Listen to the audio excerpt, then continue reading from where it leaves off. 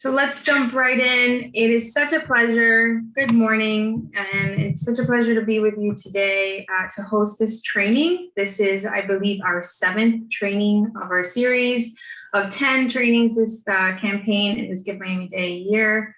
We're so very excited to bring this one for you and jump right into loving on your donors, new donor experiences and stewardship best practices. We're going to learn a lot of good stuff.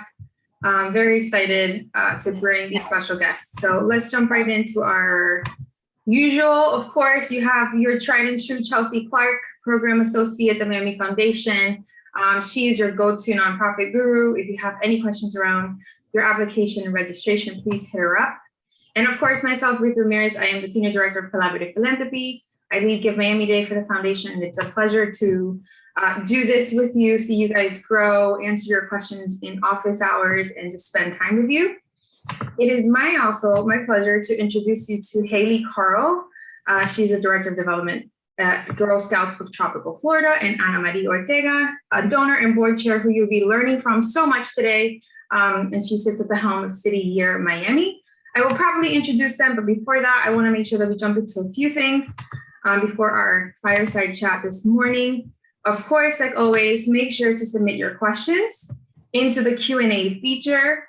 That way we don't lose them in the chat. If you want to have side conversations in the chat, go ahead, but make sure any of your questions, and mostly if they're specific to Ana Marie or Haley, myself, or Chelsea, put our names in there so we know who you're asking those for. But we will have open Q&A at the end of our session and want to make sure that you have time for that and you're putting them in the right place. And before we jump in, I want to just thank PhilanthropyMiami. The Miami Foundation is proud to partner with PhilanthropyMiami Innovators series, bringing you this session today. Innovators series is a free monthly webinar for all to learn, collaborate, and gather resources for nonprofit community needs. It is honestly the best kept secret that shouldn't be a secret anymore. PhilanthropyMiami's Innovators series program began in 2018 in a partnership with Venture Cafe, and it was at that time offered 5 or 6 times a year for free. Then, of course, when COVID happened, Innovators was reimagined and became a webinar series that launched in April of 2020. So right in the nick of COVID, where more than 2,000 people have been accessing the curated content in 2020 alone. Haley Karl, myself, and a few others helped curate these sessions for you all. So I'm personally proud to bring this session to you today. So make sure you visit philanthropymiami.org to learn more and sign up for upcoming series or in our monthly webinars. We have them every single month. Sometimes we'll have 2 a month, and they're all going to be very different. They can be for your board members, your executive directors, fundraisers, community as a whole. And so it's really fun to be able to host these for you all. So let's dive into our agenda and get this conversation started. We have a ton of good stuff for you all today. You're going to want to hang out to the very, very end. So of course, we're going to start with our fireside chat with special guests Haley Karl and Mari Ortega. And then we're going to spend some time recapping the best practices that we're going to learn from their conversation and share some resources we have for you. And then, of course, open it up to Q&A. And with that said, it is my pleasure to introduce you to Haley Karl and Mari Ortega. Haley Karl is the Director of Development at Girl Scouts of Tropical Florida and committee member of PhilanthropyMiami's Innovators series, the group behind the magical monthly virtual sessions bringing the nonprofit sector together. Haley has over 15 years of experience in donor relations, corporate philanthropy, and consulting. Since 2018, she has worked at Girl Scouts of Tropical Florida, where she oversees the organization's fundraising strategies. Prior to Girl Scouts, Haley worked at City Year Inc. in a variety of development roles, including managing stewardship, our topic for today, and communications for City Year's annual Major Gifts program. Haley is a graduate of Leadership Miami and a member of Women's United of Miami-Dade. Joining her on the virtual stage for this very awesome best practices fireside chat is Mari Ortega, the founder and creator of Mari Ortega LLC, director of Ortega Family Foundation, board chair of City Year Miami, and philanthropist. Through the Ortega Family Foundation, Mari and her family are committed to improving the community by supporting several organizations, be it building houses with Habitat for Humanity, making sure that families have warm Thanksgiving meals at Centro Mater Foundation, or reviewing high school student applications for the foundation's college scholarship program. The family supports with both time and treasure. While she is honored to support these initiatives and students for the last 6 years, Ana Maria has been the most proud to don a red jacket. And we'll learn more about that today. She has been a member of the City Year Board for 6 years and has served as board chair for the last 2 years. In her time serving with City Year Miami, she has actively been involved in strategic planning and development, which is why we wanted her to chat with you guys, and even traveled to DC to lobby on Capitol Hill to rally greater resources for the AmeriCorps. Additionally, she is the founding chair of Miami's Red Jacket Society, and after successfully establishing that program, she was asked to serve as the national vice chair. And if that isn't enough, because that is a long intro, I want to just share that because of her efforts, Ana Maria was actually awarded the Miami Foundation's first ever Emerging Philanthropist Award. She lives with her husband, Mark, their 3 small children, and their first baby, a French bulldog. And of course, I had to include that in there because I am a diehard fan of dogs, and I love it when folks put their pups in their bios. All right, Haley and Ana Maria, the screen is yours. And I'm so excited to hear you guys share more about this awesome topic of stewardship and engaging new donors. Thank you so much, Ruth. And thank you so much, Ana Mari, for joining us today. We are beyond lucky to be able to hear from someone who's constantly working to improve the Miami community.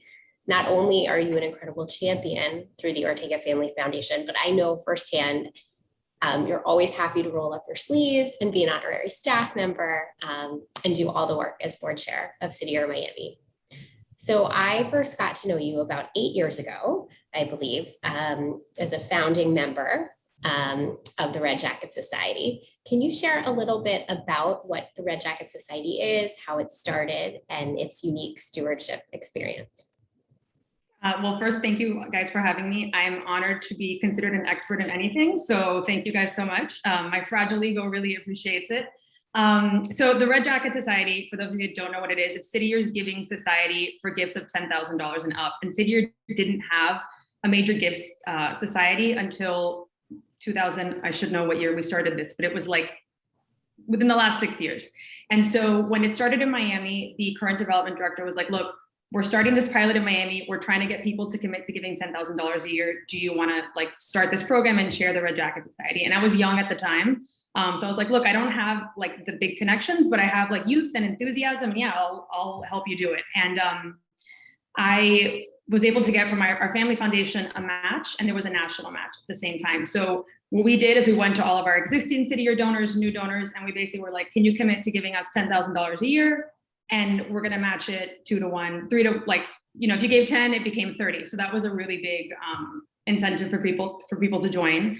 And then because I was the chair and I personally solicited every donor, I was really involved. So I would be the one to follow up with these donors, just grab coffee, say hi, you know, check in. And so I had a lot of ownership in the program because I helped start it and I was the one doing a lot of the stewardship. And so I think that's just like a general tip, I think, for donors is like giving them a sense of ownership in what you're doing, because it feels very personal to me and I'm really proud of it. And I think that's probably why I'm still around, is because I really feel like it's something that I helped do. Obviously, there were a lot of, it was not just me, you know, there was a lot of factors that went into making it successful, but I certainly feel like, I don't know, I just feel like ownership with it. I felt a personal connection with a lot of our donors. I became friends with a lot of our Red Jacket Society donors. So it's just been a very nice experience overall. And then just like a note, like when we would ask people to commit to 3 years of joining the Red Jacket Society, you would get your red jacket. And we'll go more into what that means, but that's like a really big thing for City Year. And so that was like one of the selling points that people really, really liked. Mm-hmm. Absolutely. As a former City Year staff member, I know how important the jacket is. And we often would hear from donors that they either wish that they had been an AmeriCorps member and could wear the jacket, or they wanted their children to wear the jacket one day. Can you talk a little bit about the role of the jacket and how that played into the stewardship of the society? So if there was one defining symbol for City Year, it would be the red jacket. It's the uniform that our AmeriCorps members wear. They wear it every day when they're doing service in schools. And in some of like, you know, if you live in New York City, because our AmeriCorps members take mass transit, most New Yorkers know that like, oh, a red jacket, those are like City Year kids. Maybe they don't know what City Year does, but they know that that's like the City Year uniform. So getting the red jacket is very meaningful for our donors. And I think it's really nice because we can't, it takes a lot of people to get the work done. The AmeriCorps members are super important, but let's be real, we need donors to fund the work. And so we give them the red jacket when they join the Red Jacket Society. And then what we do, which is something that AmeriCorps members do, is called a Red Jacket dedication ceremony. This is my absolute favorite thing about City Year. So when Corps members start their year of service, they dedicate their jacket to someone or something that inspires their service. And so we do that as Red Jacket Society members. So we used to do these once a year. Obviously with COVID, it's like not been consistent, but we stand in a circle and you get really vulnerable, and I cry every time because I'm very emotional. And you talk about who inspires your service or why you're here. And what's really cool about it is that you'll be in a circle with people that you think you know, and then everybody talks about their own personal story of how they got there, and then you realize like you don't know anybody. And I'll give you an example. There is a donor, she's a City Year donor from another site, but I met her at a national conference, and this woman is like the best dressed woman I've ever seen. Like she's just, the wardrobe is amazing. And I always just assumed she was, she's a really nice person. I just assumed she always had money. And she started talking, and she talked about how she grew up in a trailer and education is the only thing that got her out. And I was like, oh my God, I had totally misjudged this person. Not even judged her. I just didn't have an accurate read on her. But I learned so much from that day because it was like a really powerful thing to hear about the way that she grew up. And it's been consistent with every single time I'm in a circle. Whether their mom was a teacher, whether they're an immigrant or, they had a mentor, it's like everybody's story is so important. And I think it gets to like the why. We talk about the why a lot. Everybody has their why, and that dedication ceremony gets to like the heart of the why. And it's just, if you've ever been in one, it's like the best, it's the best thing ever. I agree. I remember every Red Jacket dedication ceremony I've been a part of, and it's such a powerful experience. And I think has created such a unique experience for anybody who's part of the Red Jacket Society if they hadn't seen that as a Corps member do it. So obviously this type of stewardship experience resonates a lot with City Year donors. Outside of the Red Jacket Society, can you talk a little bit about what kind of other stewardship benefits do or maybe do not resonate with you? Sure. I'll start with what I don't like. I have a personal, I hate stuff mentality. I've read the Marie Kondo book. If anyone's read it, you know what I'm talking about, but I hate stuff. So t-shirts and swag and little desk accessories, it ends up in the garbage, and then I just feel really guilty about contributing to waste.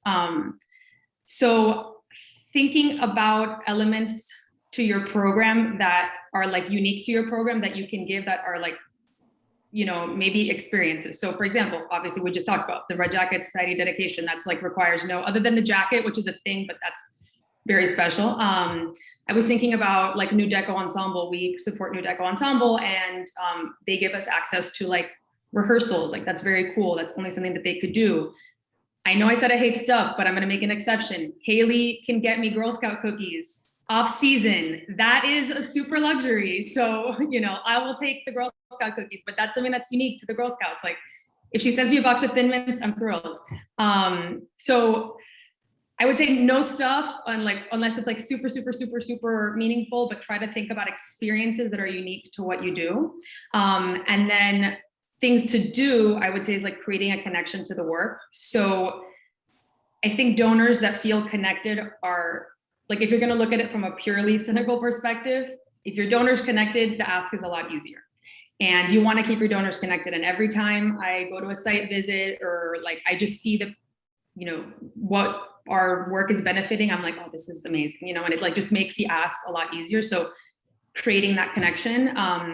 And then, a yearly check-in, I really appreciate. It doesn't need to be long, but 30 minutes, actually Pietro from Bayer University is on, and we had a 30-minute check-in 2 weeks ago, and it was hey, how are you guys doing? This is how the program's doing.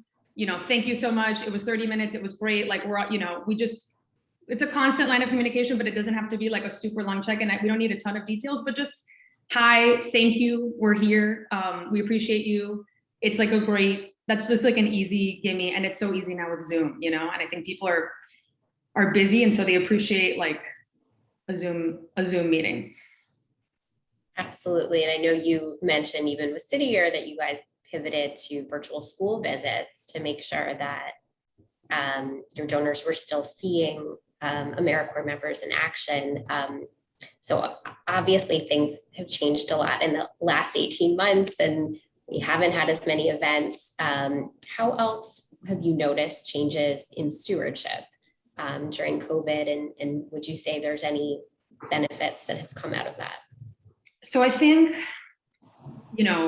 it's complicated, right? Like I do in the beginning, I hated Zooms. Now I think I've gotten used to it.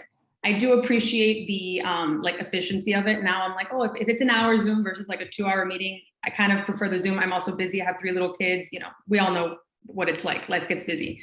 So I think, take advantage of the Zoom. That being said, I don't think there's anything like an in-person experience. I don't know that I could ever love, and I keep using City Year as the example for obvious reasons. I don't know that I could ever love City Year as much as I do if I hadn't gone to all of the schools that we serve and talk to our core members and talk to the students that they're working with. Like nothing will replace that.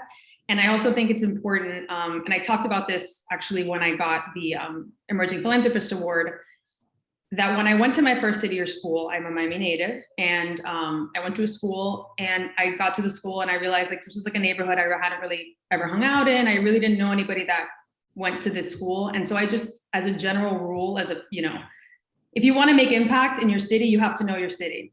And so I think it's important to get your donors out there. You got it. Like you can't fix anything. You can't try to help if you don't know. And I'm still learning, and I'm not saying that I have all the answers, but I try to get out there. I try to get to site visits because I think that's where you really learn. So I think Zooms are great for some things, but I think if you can get people out to see the work in person, there's nothing that will ever replace that.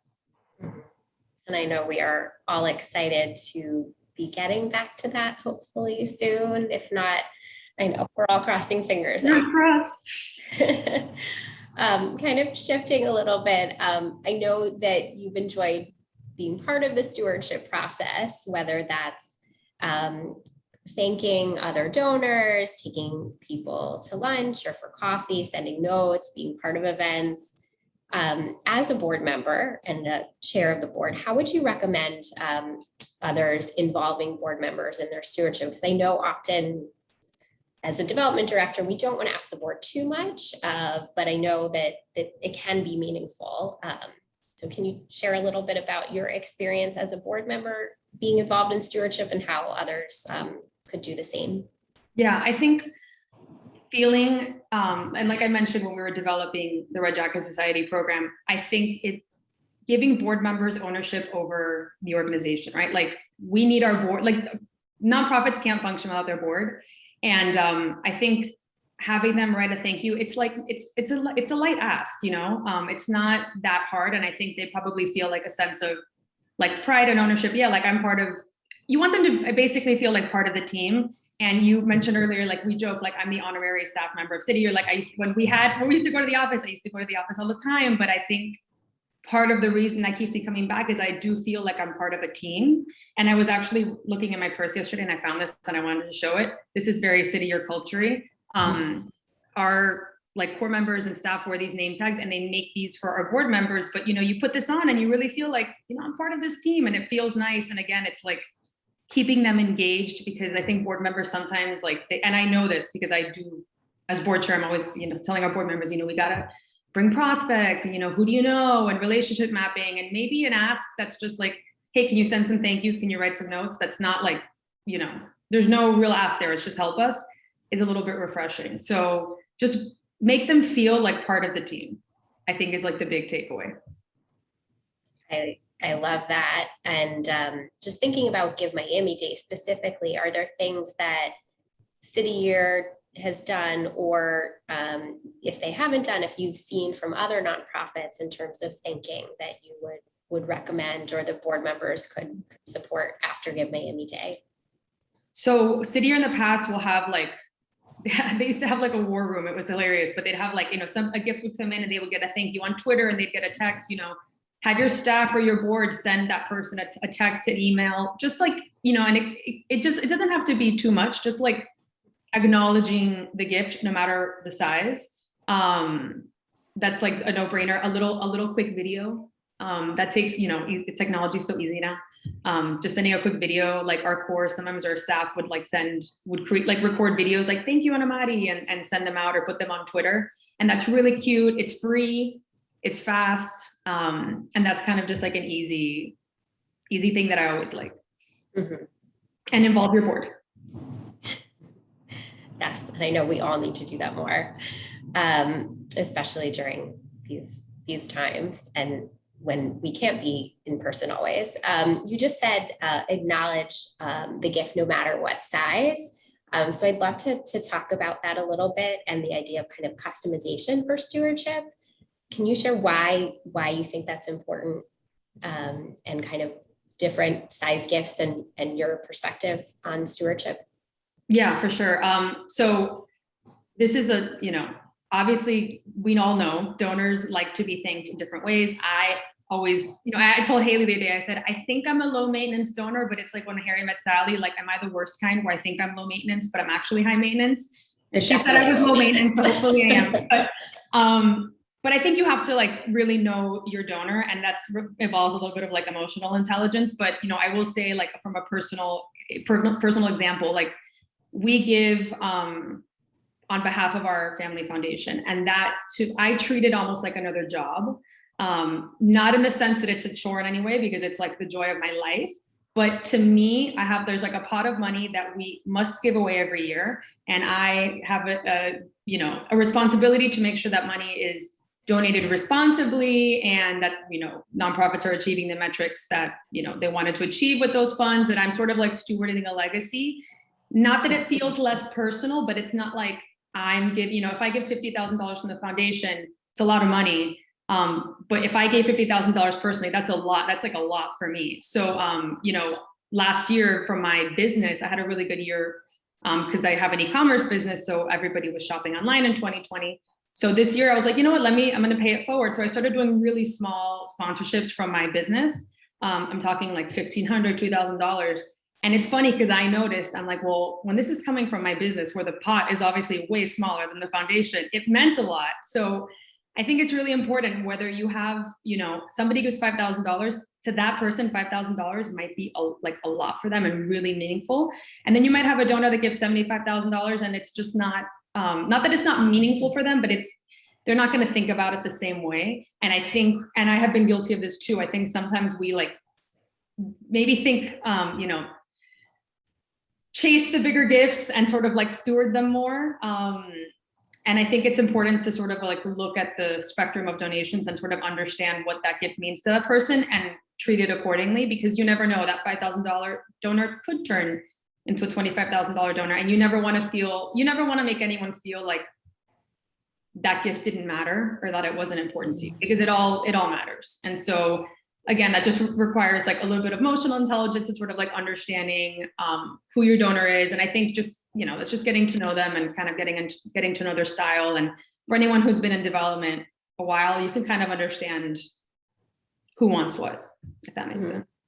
But I think it's also really key to think about, I love what you said, like a $10,000 gift to one person might kind of be the equivalent of a $100,000 gift to somebody else. And you still need to steward them appropriately and customize based on kind of the impact of their gift, not necessarily the dollar amount of their gift. For sure.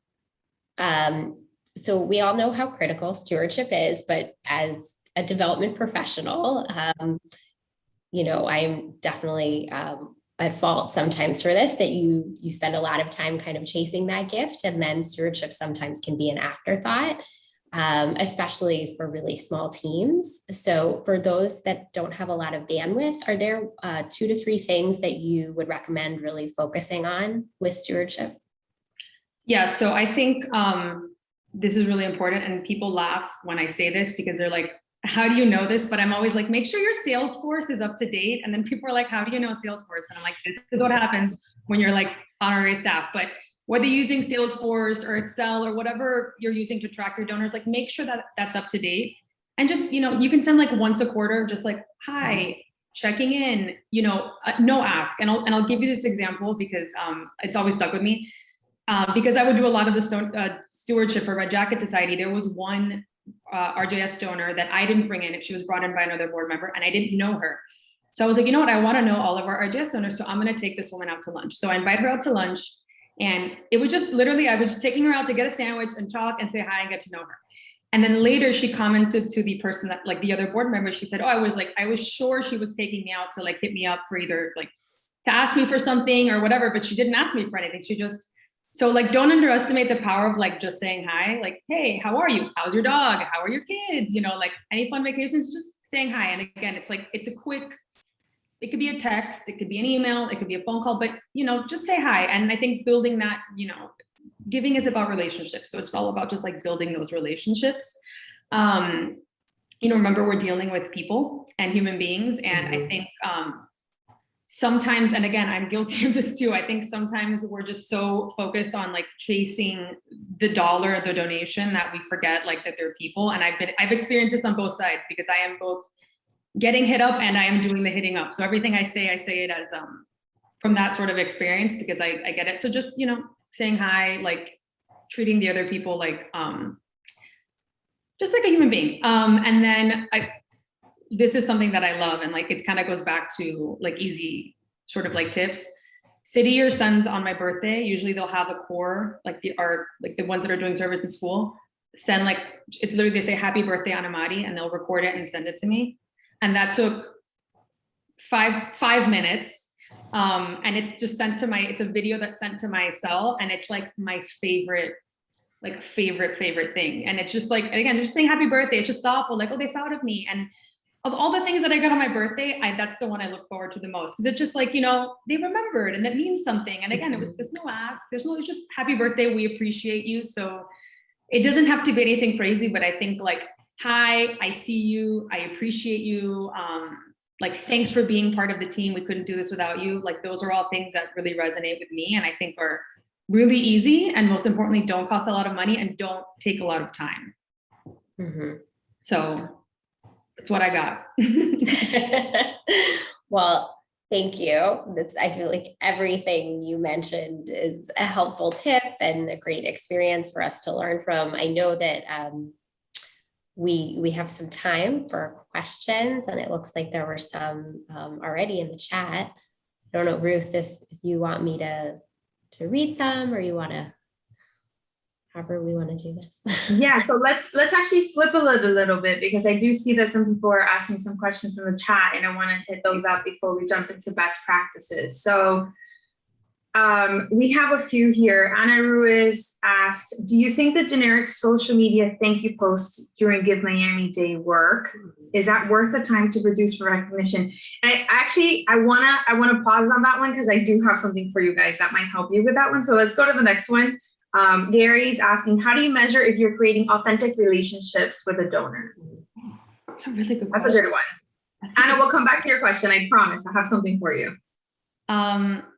Haley, you go first. I don't know. I mean, I think if I know, I'm really outgoing and I talk a lot. I'm sure if you know me or you've been on the Zoom longer than 10 minutes, you can tell. But ask questions and ask questions that don't have to do with, or you can ask questions that have to do with giving. Why, what brought you to this? But get to know them on a personal level. And like I said, that I got to know every RJS donor. Like, I know where their kids go to school and how old they are, and what they're into, and again, where they went on vacation. But it's just asking questions that maybe don't necessarily have to do with like the task at hand. And then I think if you know the answers to those questions, that means you're like actually getting to know the donor. Haley, I don't know if you have any other insight. No, I completely agree. I think going back to what you had said before is kind of treating everybody like a person. I mean, I think I have 2 young children, and one of the first things I always ask of donors is like, how's your family? What's going on? How are your kids? How's your job?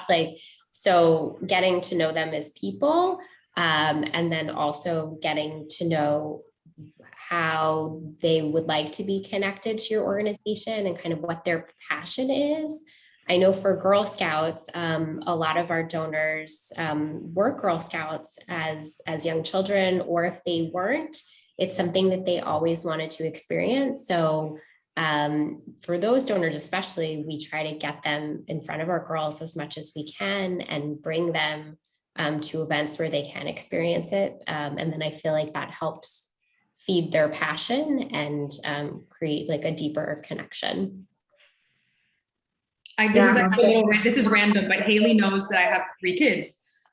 So I have 3 like Girl Scout ice cream bowls, because I think one time you left me like a little care package, but just the fact that she knows that I have 3 kids and made sure to get me like that's you know what I'm saying? Like and I think one time my kid was sick and she followed up with me the next week, just, how's Paloma doing? So it becomes like a friendship, it's a partnership. I really believe that the donor and the nonprofit work as partners, and one cannot exist without the other. And I think treating it as such and like a real relationship is just so important.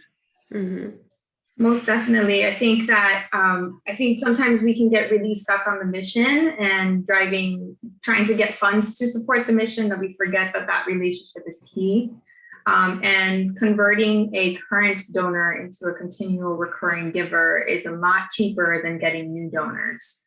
So keep that in mind as you're engaging those who already love you, who are already coming into your doors, who are already spending their time, talent, and treasure to support your mission.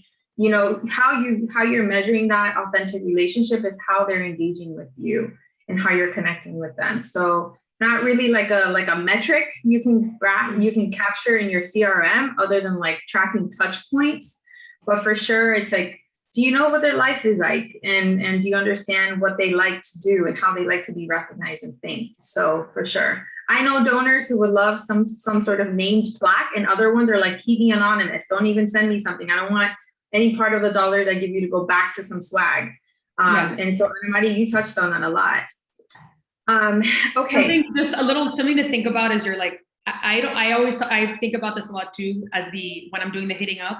I don't want somebody to see my name pop up on their cell phone when I'm texting them and then roll their eyes and go, oh, she's going to hit me up for something. Because I know that some people probably think that when they see me.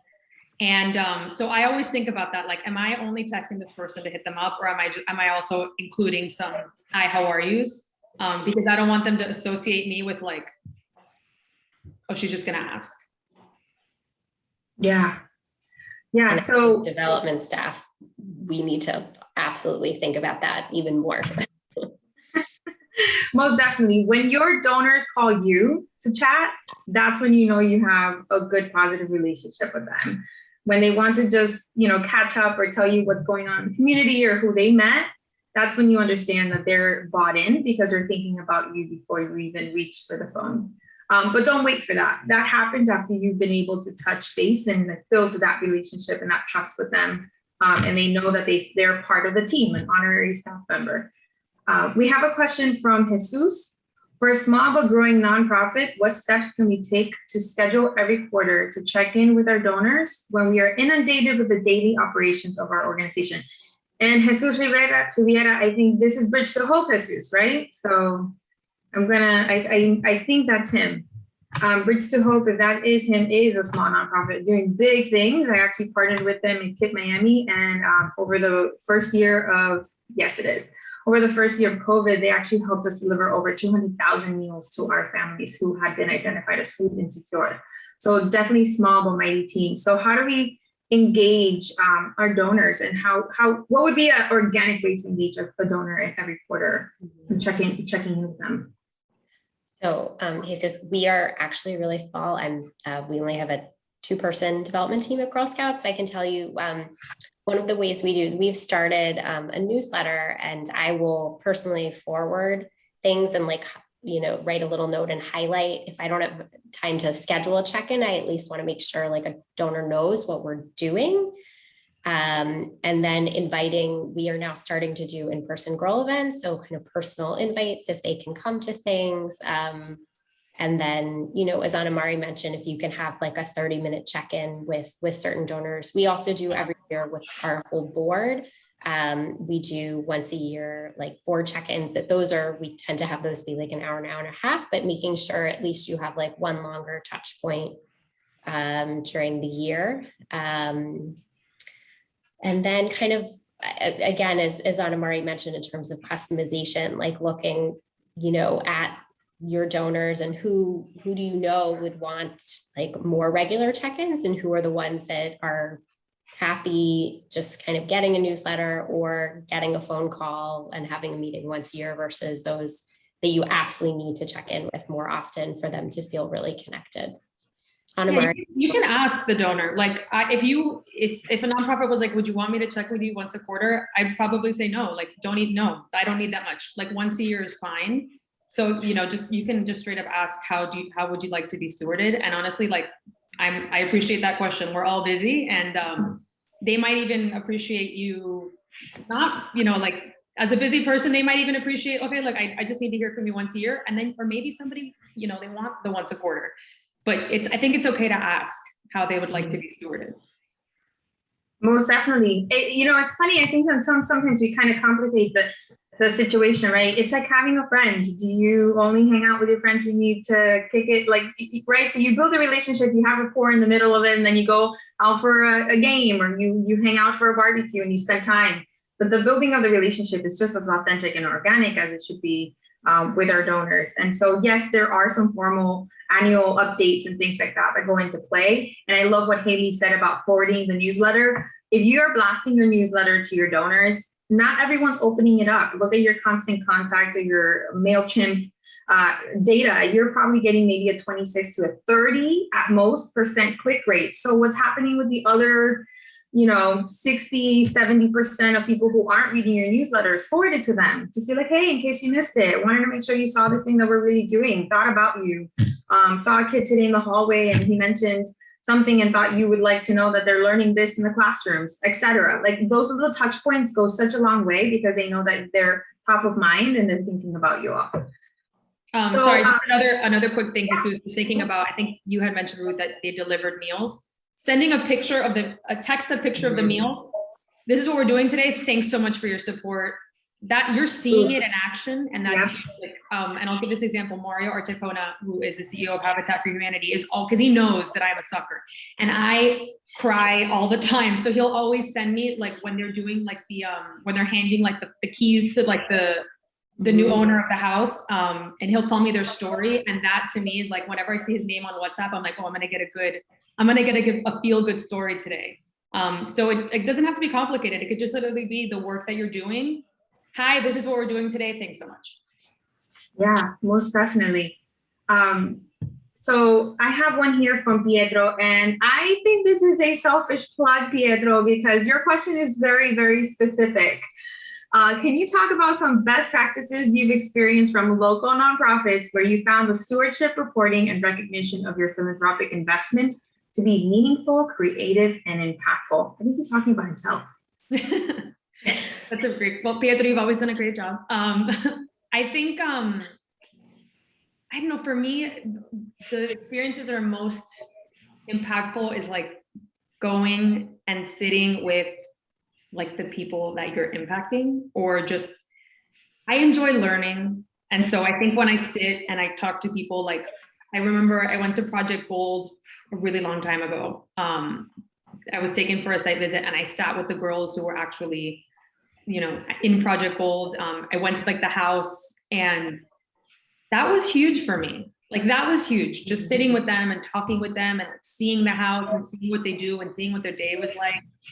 For me, that is like the most special, the most meaningful. So I think it's really hard. Obviously, notwithstanding, like COVID has made it all more difficult, but I think it's hard to get people to go to a physical space for a visit. But I think once you get them there, like, life-changing. And we talk about this a lot at City Year, like getting people to commit to going to a school for a school visit is a challenge. But once they go to the school visit, and you can ask anybody that has given money to City Year, it was the school visit that changed. So, if you have something that some sort of experience where you can show your donors like the impact, whether they're a new donor or an existing donor, try to get them there. You can be annoying, you can kind of insist or whatever, offer them donuts, whatever it takes to get there. Because I do think that once they get there, they're not going to regret the experience. Sometimes, like, it's happened to me where I'm like, oh, I'm kind of busy. I don't know that I want to do this. I don't know if I feel like driving there. And then I get there and I'm like, and I get in the car after and I'm like, I'm so glad I went. Like, that was amazing. It's like food for the soul. Yeah, most definitely. It is food for the soul. And it also gets you out of your zip code. I remember when we were prepping for this, you had mentioned that it gets you out of your zone, your own comfort zone, your area, your community. And that's one of the parts that it kind of starts opening your eyes to what else is out there in our very small but huge city of Miami. And so I think it's a great way to think about how to continue to engage donors. I always say this, Miami is a bento box. It's not a melting pot. And any of us that grew up here, you know, we like live in our little neighborhoods. We don't really like leave. And so I think it's really, really important to get out there. And if you ever heard me, like if you've ever seen me on a panel or you ever heard me talk, you'll hear me say that, because I think it's just super, super, super important. I love that. I love that. Miami is a bento box, and you're totally right. We have one more question, and then I want to jump into best practices and just highlight some of the things that we touched on today. So this one comes from, it's an anonymous attendee who wants to know, how do you suggest managing the balance between what the donor may want to see in your organization and keeping financial influence out of content or programming? Good one. It's a really good question. Yeah. Do you guys want to? Do you want me to go first, Haley? Sure, absolutely. And then I think, and it's funny because we've talked a lot about how, like, I joke that I'm a staff person at City Year. At the end of the day, I do, and I've said this to Karen, our executive director, like, at the end of the day, you know, yes, I'm really involved, but like, I am an advisory board member, and City Year is an organization that has their own leadership structure, and I have no say over those things.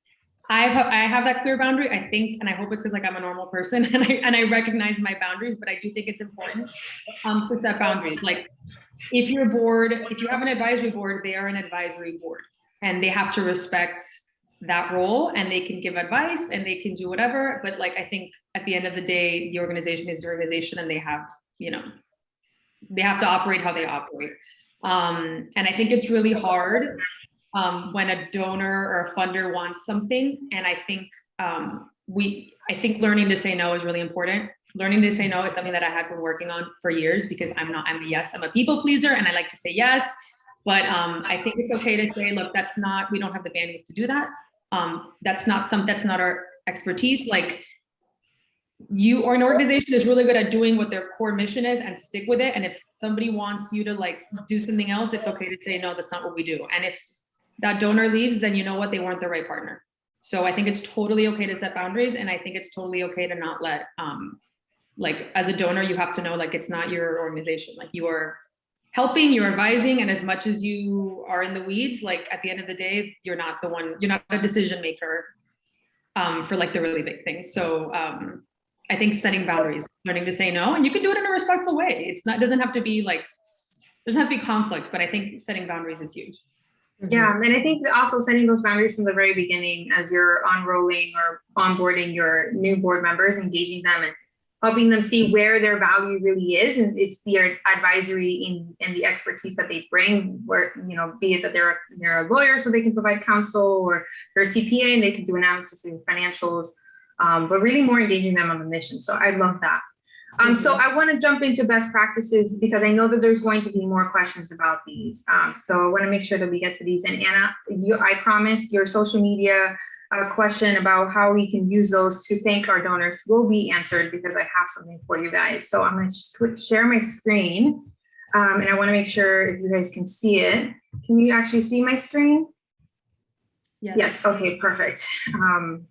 Okay, so stewardship best practices for donors. And I've broken this down into our two audiences, basically our donors and our board members. But let's first talk about how we're going to be engaging our donors past the big ask, right? So the big ask for you could be $100 or $100,000, depending on your nonprofit's operating budget, mission, focus, all of those things. And so, Ana Mari, you talked about the red jacket. And when we talk about identifying our mission, thinking about what it is that your mission is about and how you can make that experience align with the donor experience, align with that mission. So if you are going to be engaging through Give Miami Day, which I hope all of you guys are already registered and getting excited about how you're going to be engaging your new donors that you acquire through Give Miami Day, these are the opportunities for you to think about that experience. What does it mean to become a donor of your nonprofit?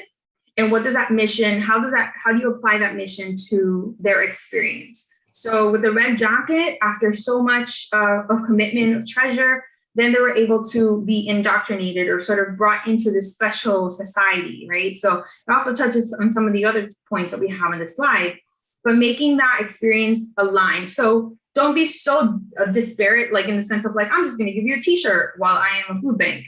Like, think about the experience for the donor that makes sure that it, one, doesn't add more work for you, and two, is also going to be something that they can get involved into, and it becomes an actual experience. Number two, one of the things that I pulled from your conversation was really becoming a donor of your nonprofit, right? So one of the examples that I always like to give is Charity Water. If you guys are familiar with Charity Water, it's a New York-based nonprofit that started out from their founder was like a club promoter, and now it's a global, international, huge nonprofit providing free water. I donate $10 a month because I feel special. Their communications, their outreach, the way that they highlight my support really makes me feel special. It's unique, it's individualized. How they do it with millions of donors, I don't know. But what you want to do is basically make it becoming, I'm part of a spring, I'm part of a society. I know that what I am doing through my $10 is creating direct impact. So think about how you're going to be doing that for your donors, either current donors and new donors, making sure that they feel like they're part of a unique movement or opportunity to change and create impact in whatever it is that you are doing. So you talked about that, Ana Maria, again, where you felt special in knowing that you were part of this community, that you were part of the Red Jacket Society, that you were part of this moment where you stood shoulder to shoulder with your peers and talked about what it was that experience meant for you. And that really hits it in the soul. It's the part that it's emotive, right? And when I first became a fundraiser, I remember sitting next to Marilyn March, who was my mentor. She was the former executive director of the Women's Fund. And she had taken me to a lunch as a testimony for, to help her fundraise for something. And I was one of the beneficiaries of the nonprofit that she was fundraising for at that time. And I remember sitting there and thinking, like, you get to share compelling stories with individuals to help them live out their values through charitable giving. Like, that's your job. She's like, yeah. And that's when I knew I wanted to be a fundraiser. That's what we do. We're sharing in people's values. And so making sure that their values come through how their experience is lived as a donor for your nonprofit is key. Highlighting why your donors are actually giving and highlighting your donors, no matter the size of the amount of the gift. So if it's $25, if you have the capacity to thank them in a really unique way, highlighting your donors either in like a quote in your newsletter or making sure that you post something on the story on IG. If it came over, just do like a selfie and post it in your Instagram. All of those little things do something. Also thanking them through text message, giving a phone call on a birthday. There's so many different ways to do these touch points. There's so many that you need to at least pick one or two and stick with them for every single person. And just make sure that you're being consistent and you're following through on that activity. And you're going to be able to see that you're going to engage your donors in a more meaningful way. And then when you understand why they give, then you're able to thank them in the way that makes sense for them. It's kind of like our love language. My love language is acts of service. If you do something for me, I will love you forever. So if my husband knows that my love language is acts of service, walking the dog, doing the dishes, those things, I feel completely loved. So he understands my meaningful touch, the thing that impacts my emotions and why I'm participating in something. It's the same thing with our donors. So make sure that you understand why your donors are giving and participating and what is actually driving their engagement in your nonprofit. I can't say this enough, and Ana Marie, you mentioned it as well, step away from the swag and make it meaningful. So move away from the lanyards and the coasters and the cup holders and the can warmers or coolers and all of those things, and really make it meaningful for your donor. If it means that let's say you work at a school, get a kindergartner to write them a thank you note. Like, there's nothing cuter than scribble scrabble of their name and like a drawing, and then it's a thank you note from a kindergartner who's benefiting from your donor's generosity. Take a picture of the classroom and have them all write their names on the mat frame. I used to do that for all of my donors, and that was something that they weren't going to throw away because they knew that, like, these kids, these specific lives were the ones that they were impacting. And we did that for every single one of our donors who named a classroom. So making it meaningful, even if you do want to give them something tangible, goes a longer way than giving swag or tchotchkes or things like that. So think about how you can, again, tie in your mission to the thing that you're thanking your donor with. And of course, thinking about non-tangible thank yous. Non-tangible thank yous are anything like touch points, lunch, just take them out, spend some time, show them around, have them engage with another donor and share and gush about why they love you, right? Ana Marie has spent almost an hour with us today gushing about City Year of Miami, and I'm sure now she's going to be even more elated about City Year of Miami because she knows how amazing it is, and she can speak about it off the cuff, and just pour out her passion about that mission so greatly. So that's what you want from your. Hi, we had a bit of a technical issue and the recording stopped from our training, but I wanted to make sure that you had the information that we covered towards the end of our presentation. That way you can run with it for this year's campaign for Give Miami Day. I was talking about point number 5. We're thinking of non-tangible thank yous, making sure that you are connecting with your donor, you're engaging with them, and really just valuing the relationship that you build with your donors. So critical to the success of how then they're going to continue to engage with you. I want to make sure that we're also touching on the other kind of stewardship best practices and how to involve your board members. Engaging your board members in donor stewardship is key because they are really your ambassadors, they're your leaders, and they're the ones who are engaging with your mission very closely.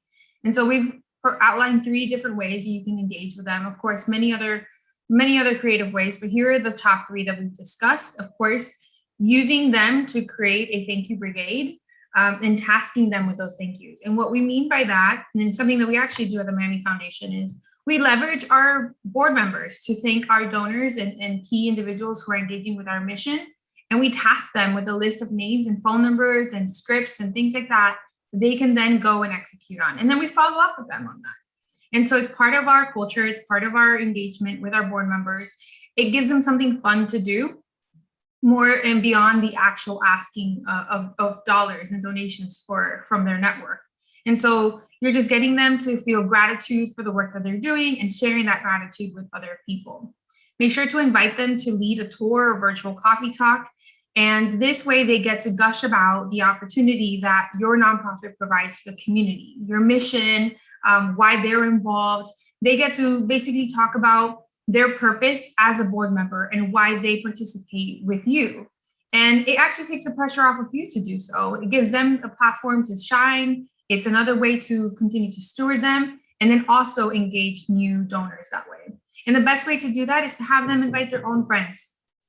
Another way to engage your donors and your board members is to invite them to lead a tour or a virtual coffee talk.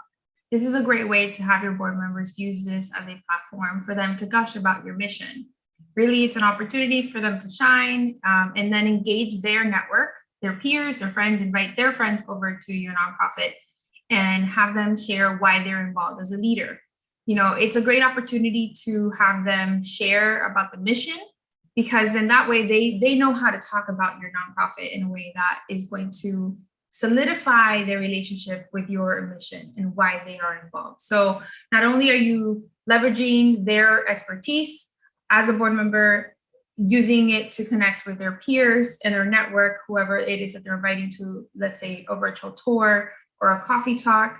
And then you're also then ingraining in them, helping them understand why it's so important for your mission to exist.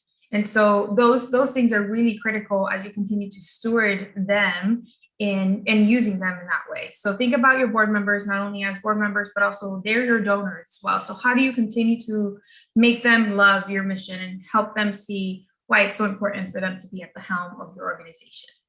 And then lastly, send a quick thank you video. I love this idea. The thank you videos take 2 seconds. You can use it on your phone, get some kids, get some people who are impacted by your mission to do a thank you video.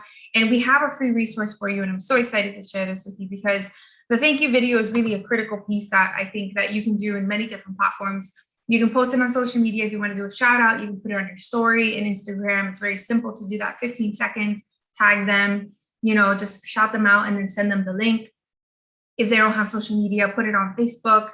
But either way, like a thank you video is really something that's nice. It's a nice touch. They don't have to be super complicated. You don't have to pay for this. And really, it's actually one of the free resources that I want to share with you today. So we actually have partnered with CauseVid, where you're able to create a free personalized video. If you go to try.causevid.com/Give Miami Day, they've created a specific landing page just for our nonprofits who are registered for Give Miami Day. So you can impress your donors and create really cool personalized thank you videos this year as you're leading into Give Miami Day and thanking them, because of course, Give Miami Day is an awesome platform for you to meet new people, engage with new donors, engage your donors through their peer-to-peer fundraising. But you want to make sure that you're stewarding that relationship after the thank you, after the gifts, and that you're thanking them through that. So you have this amazing tool that you can execute on, and using it as a free account for 3 months. Check it out for sure. Take advantage of this resource. It's really robust, and you'll, I think, be able to share some really cool, touching thank yous with your donors and your board members and everyone that's engaging with you this campaign. So we had some few Q&As. We covered some of those in the beginning of the video. I apologize that our technology kind of glitched in the middle of the training, and I just wanted to make sure that you had the information towards the end of the presentation. Didn't want to just leave you hanging right at the very part that we were covering best practices. So all of those Q&As were covered there. I think the only one that was left off was one question that was about social media. It doesn't make sense for us to share out blanket social media thank yous. I think social media thank yous are really cool. If I'm a donor of a nonprofit and being shouted out or tagged on social media, I think that's a really cool touch point. You can do that for birthdays year round. You know, think bigger beyond the Give Miami Day campaign, but really this is a great way to launch your campaign and engage with your donors in this way. Next week, our training is going to be on how to actually use your Give Miami Day campaign into your year-end campaign. So as we're gearing up towards the end of the year, some people are also trying to implement Giving Tuesday and then thinking about holiday giving. All of these things blend in together. And so I want to make sure that you're coming back for September 21st training with Holly Woodbury, where we're going to dive deep into engaging your campaign and blending that into your end of the year. So all of our Q&A was answered throughout this training. And if you have any questions, make sure that you're engaging with our team and hitting us up for those office hours. Some key dates, again, 10 weeks of nonprofit trainings are going through October 5th. Make sure that you're participating in those. We just have a few training sessions left, and we want to make sure that you're really joining us live so you're able to ask your questions live. Nonprofit registration closes October 1st, so just 2 weeks left for that registration there. And then, of course, you have the last day to edit your nonprofit profile. So even after you register, you have an opportunity to edit your profile to the very day before early giving kicks off on November 15th, which is going to be amazing. But I cannot wait for November 18th. November 18th is going to be a very exciting Give Miami Day, and so thrilled to do this campaign with you, to partner with you. To go to givemiamiday.org for some key dates for all of these details, for links for trainings, to make sure that you register in advance. And of course, to catch the recordings of past trainings if you have missed any. And make sure you are sending out your save the dates. Let your people know, your network, your community, that you're participating in Give Miami Day, because it's not a set it and forget it campaign. You have to market and let people know that you are in it. Last year, we had 850 plus nonprofits participate, so you don't want to miss the movement. You definitely want to be a part of it, and make sure that you are participating on what we call our biggest day of generosity. That is all, folks. For more information, please contact our team, the Give Miami Day team, at 305-371-2711. If you have any questions, or shoot us an email at givemiamiday@miamifoundation.org for any questions. Chelsea and myself will be able to help you, and we'll be able to answer any questions that you have. Such a pleasure, and have a blessed day.